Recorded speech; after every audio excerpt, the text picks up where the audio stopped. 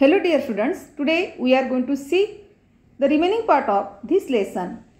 चला तर विद्यार्थी मित्रांनो, आज आपण आपल्या राहिलेल्या धड्यातील उर्वरित भाग बघूया. Lesson number 2 on saying please on page number 18.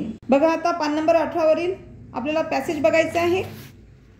What struck me particularly was the ease with which he got through his work. बघा याचा अर्थ काय सांगितला लेखकाने, तो ज्या सहजतेने त्याचे काम करीत असे ते मला सर्वाधिक आवडले. If bad manners are infectious so also are good manners.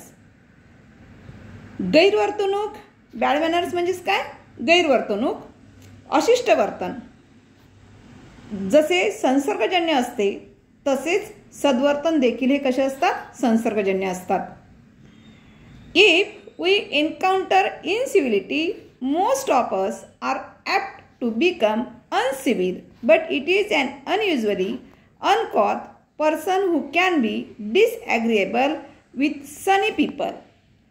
बघा या ठिकाणी लेखकाने काय सांगितलेलं आहे, आपल्यातील काही लोक म्हणजेच बहुतेक लोक स्वतःही असभ्यपणे वागू लागतात, मात्र अशा प्रसन्न लोकांच्या सहवासाचा स्वतःवर परिणाम न होऊ देणारी एखादी संस्कारहीन व्यक्ती अपवादांमध्येच आढळेल.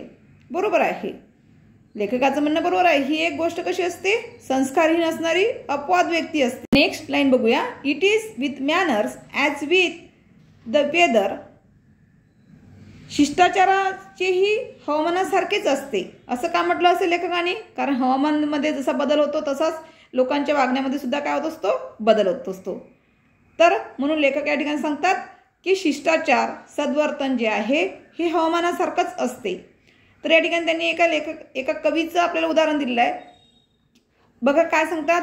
Nothing clears up my spirits like a fine day said Keats. Keats नावाचा कवी किट काय म्हणाले, किट काय म्हणतात, एखादा छान दिवस माझ्या मनोवृत्तीलाही उल्हासित करतो, म्हणजे आनंदित करतो.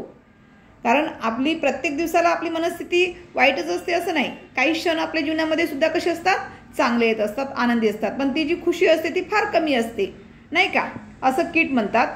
And a cheerful person descends on even the gloomiest of us with something of the benediction of a fine day. त्याचप्रमाणे एक आनंदी व्यक्ती देखील एखाद्या दुःखी व्यक्तीच्या मनात चांगल्या दिवसासारखी आनंदता रुजवू शकते. And so it was always fine weather on the polite conductors bus and his own civility, his conciliatory address and good humoured bearing infected his passengers. म्हणूनच त्या सुसंस्कृत कंडक्टरच्या बसमध्ये नेहमीच आनंद वातावरण, प्रसन्न वातावरण असे आणि त्याची सभ्यता, सद्वर्तन व त्याची खिलाडू वृत्ती त्याच्या प्रवासामध्येही पसरत असे. बरोबर आहे. जर आनंदी वातावरण असेल तर आपल्याला सगळीकडे आनंदी आनंद दिसेल. जर बोरिंग थिंग असेल तर आपण सगळीकडे काय म्हणणार, हाऊ बोरिंग, नाही का, किती बोरिंग होत आहे, अशा प्रकारचं. In lightening their spirits, he lightened his own task. His gaiety was not a wasteful luxury but a sound investment.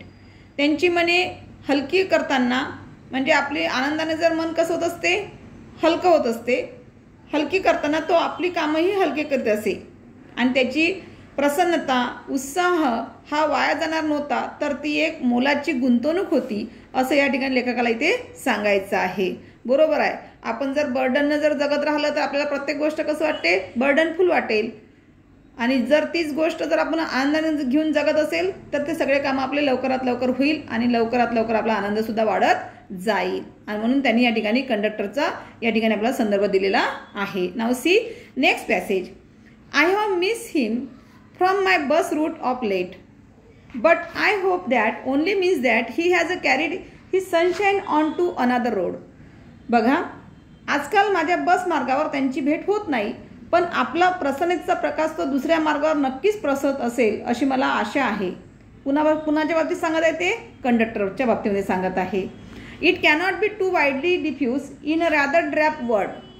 या नीरस कंटाळवाण्या जगात सर्वदूर तो पसरवणे इतके सोपे नाही आहे. And I make no apologies for writing a panegyric on and unknown bus conductor.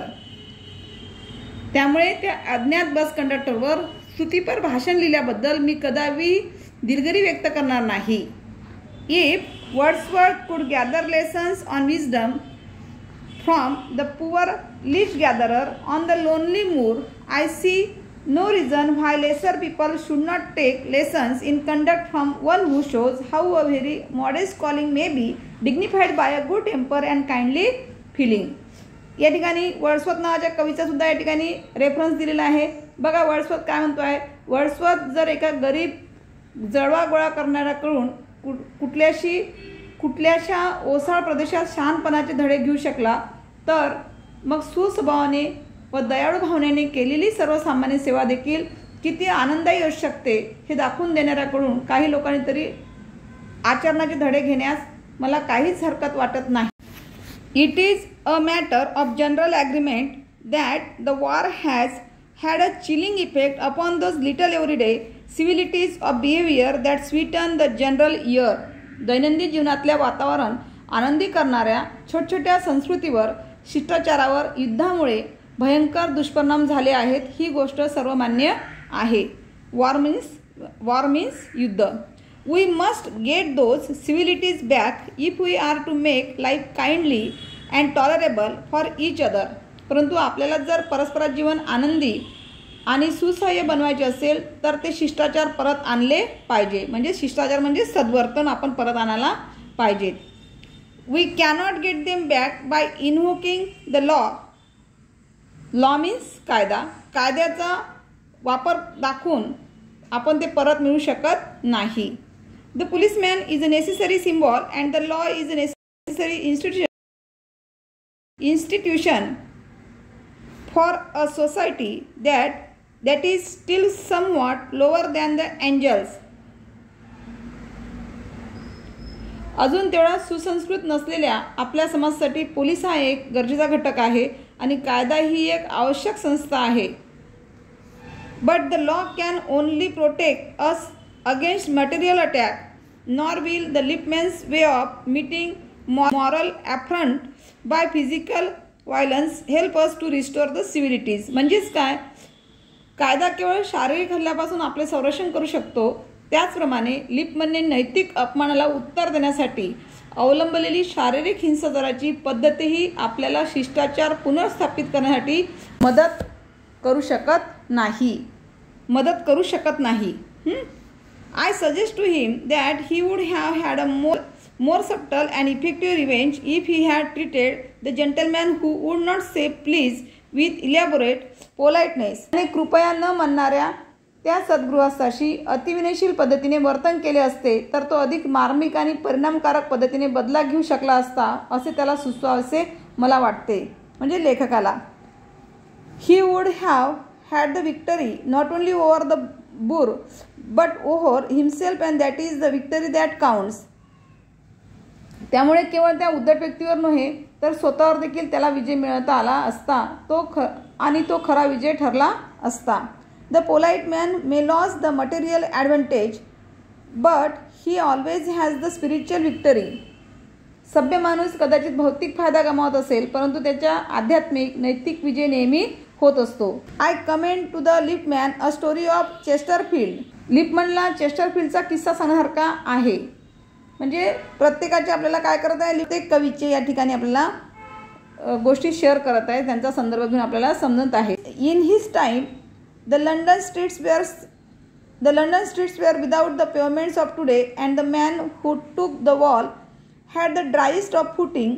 I never give the wall to a scoundrel said a man who met Chesterfield one day in the street.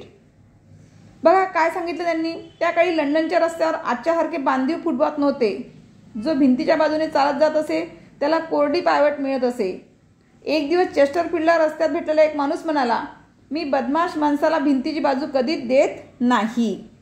I always do sed Chesterfield stepping with a बो into the road.